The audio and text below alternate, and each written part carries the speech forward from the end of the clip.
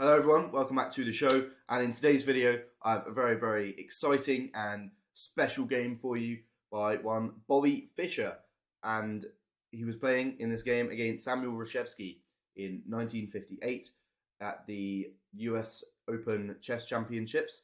Reshevsky himself, he was a very good player. He was from Poland and he'd been playing chess since he was 5, and even by the age of 8 he was a very promising chess player. And there's actually a funny photo that I want to show you here of Mr. Reshevsky himself. There's my guy, 8 years old, in Paris, playing all these Donnies here. Apparently there are 20 of them. He went round playing one move on each board in what's called a simultaneous, and he beat every single one of them in succession. One move at a time, just kept going round and round, and he beat them all. So yeah, shout out Wikipedia for this image. Yeah, so let's go back. Yeah, so as I say up here, Reshevsky, very strong chess player. He beat 7 world champions. Hang on, let me look at my notes. He beat Lasker, he beat Capablanca, Alekhine, Yu, Botvinnik, Smyslov, and Fischer. Those were the world champions that he beat.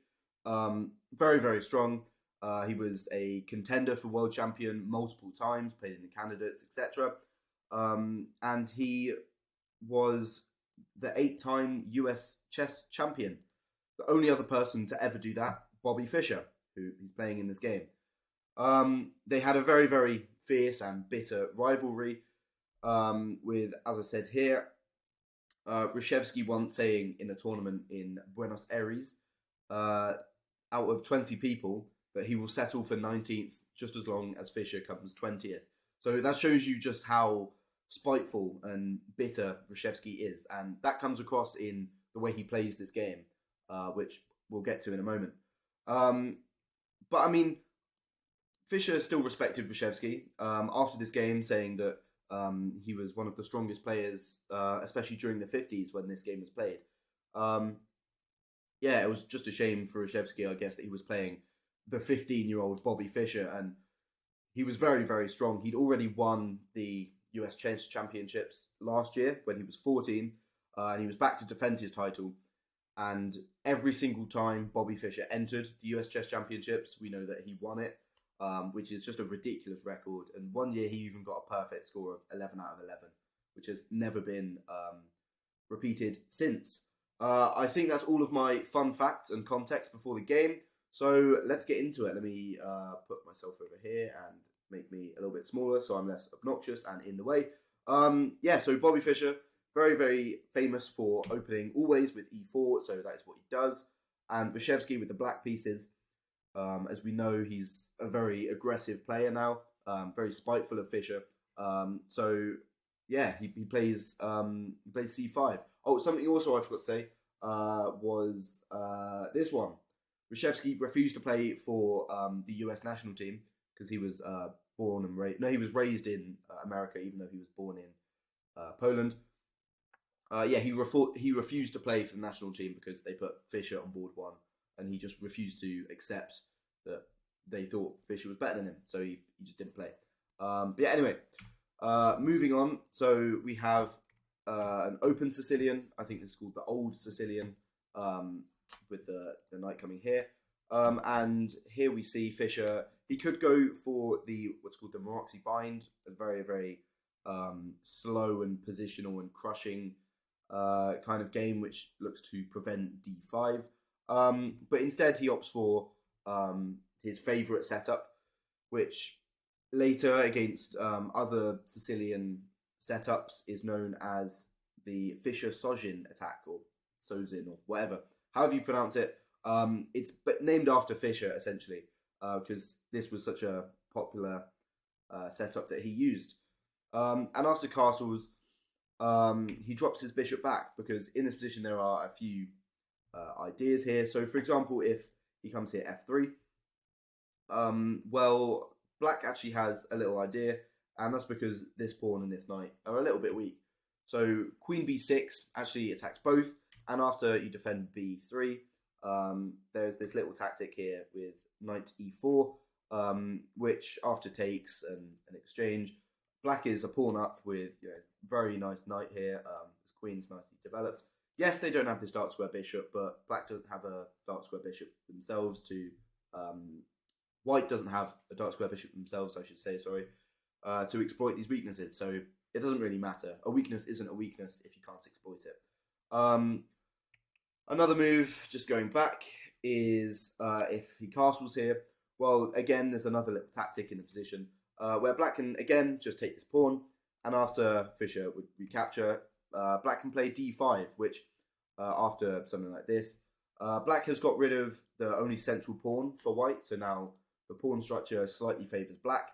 And these pieces are working quite nicely together. These open files, this rook's going to swing here, etc. This will be a very nice game for black. So Fischer avoids all this and just plays the very solid bishop b3. And it also invites the next move from Reshevsky, which is just a straight up blunder. It doesn't look like a blunder on the face of it, but in reality, knight a5 played by Reshevsky is just an awful move. I mean, principally, it just looks horrible. Knights on the rim are dim. We're taught this as a very young child. Maybe that's why Fischer knew this was bad, because he was a young child. But, I mean, this knight is doing a very good job, controlling some central squares here, which is very important. And meanwhile, these pieces are doing absolutely nothing. A much, much better move here would just be d6, for example, protecting e5. We'll see in a moment why that's important. But also getting this bishop out. This bishop needs some air, basically. Maybe it can come here with tempo here. Or even just coming to d6, something like that. Just ideas, and much, much better than was what was played. But Reshevsky nonetheless plays knight a5. Not great. Arguably as well, this knight is even better than this bishop. This bishop's already spent 2 tempo coming here to b3. But yeah, anyway, so Fischer in this position pushes on with e5. And yeah, this knight's being attacked. What do you do about it? Well, you can't move it here to h5 because, I mean, simply g4 and this knight is trapped, has no squares. Yeah, all these other squares here are taken by white's pieces. So this is also not great. So the knight has to come back, which is what was played in the game. People say after this that the best continuation is something like knight b3 here. But I mean, after something like Fischer would obviously just take the piece. And after getting 2 rooks for the piece, there's this little intermezzo that black has, recapturing a pawn with check. And after something like this, black is a pawn up, okay, 1 point of material up. But in general, the 2 pieces normally favours... the rook for 2 pieces normally favours the 2 pieces. And we can see in this position, these pieces are much more active than all of these pieces just completely sleeping on the back rank. It's going to take, at least like 3 or 4 moves to get these pieces into the game, let alone on good squares. In the meantime, these dark square holes that I mentioned before, now black actually has a dark square bishop to attack them. White has a dark square bishop to attack them. Black doesn't have a dark square bishop to defend them. White can just start pushing these pawns, maybe even castle, and just win. The computer, I think, yeah, famous for hating being down in material, but the computer would rather have white in this position, which just shows you how practical, how practically winning this is for white. And yeah, that was really black's best shot here, because what was played in the game after this move, now there is a very, very decisive shot here for Fischer. I'd urge you to pause the video just to see if you can find the winning move, but also the continuation afterwards, because there's a very nice move afterwards. So yeah, pause the video, and I assume now that if you wanted to, you have paused the video, and if you have found bishop takes f7, very well done to you. This is a very, very nice move. In fact, this game was published in a Russian magazine about 6 months before this game was played, this exact position. He was reached by Georgy Bastrikov and Leonard Shamkovich. And yeah, as I said, published in a Russian magazine. Fischer was known for reading Russian books and magazines, and he even taught himself very basic Russian, even at the age of 15, which is quite remarkable. But basically, so he could get things like this, where because the Russians were famous for having like the leading edge of current chess analysis, so he learned Russian, which is very strange, but it makes a lot of sense, and it just shows you how much of a master Fischer truly was, even at 15.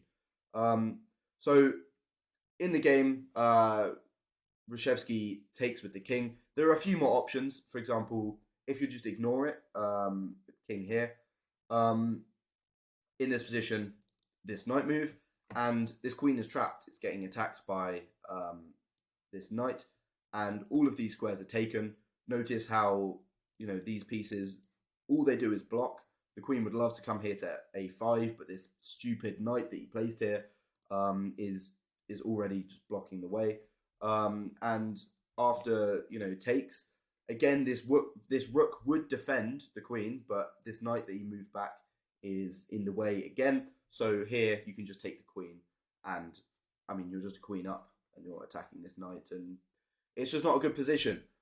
Similarly, if you take with the rook in this position, again, you're just going to get hit with knight e6, and again, this is even worse actually, because the rook undefends this knight, and you're going to win more material. So in the game, what was played here was king takes, which again runs into this exact same tactic, which wins the queen. Now, you could say, Ollie, what about king takes e6? Well, I mean, the moment you see the king here on e6, all these pieces back here, alarm bells should be ringing for you. And in fact, there is just a forced checkmate in 6. After queen d5 check, this queen blocks off the retreat squares, this pawn blocks off f6. The king is forced here, it's the only move. And after g4, again, the bishop and pawn cut off all the squares. King takes g4, only move. And after rook here, there's a forced checkmate. There's nothing you can do about it.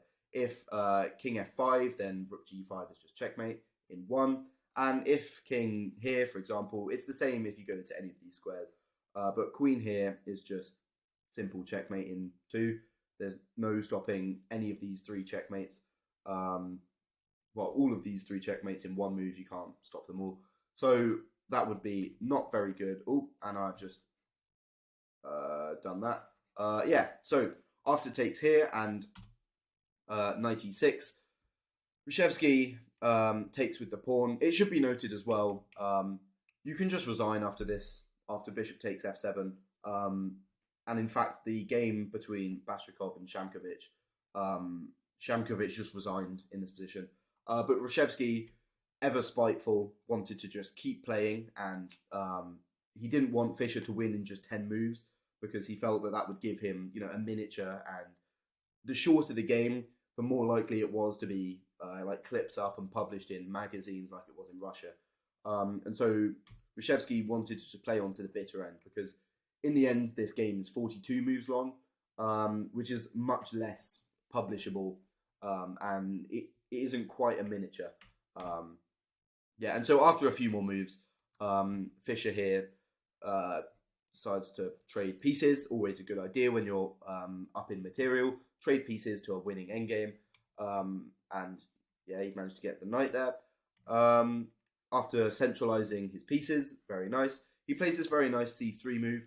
I thought I'd just highlight it quickly because it just takes away these very key squares for the knight. A very, very nice move. Always keep in mind c3 if your opponent's got a knight on c6, because it just dehydrates the knight, and it's what we call a prophylaxis move, just taking those squares away. And I mean, especially after this move here, e5, just again, taking away their own squares. And yeah, I mean, this knight is just looking horrible at the moment, in comparison to this knight, which is just in the way of everything of black's. And after a little bit of shuffling from the queen and rook and the knight, Fischer wins back a pawn, drops the queen back, and again, this knight, it's just been moving about. And yeah, Fischer here trades, forces a trade again. He gets the rook involved and just starts pushing the pawns to try and dislodge this knight.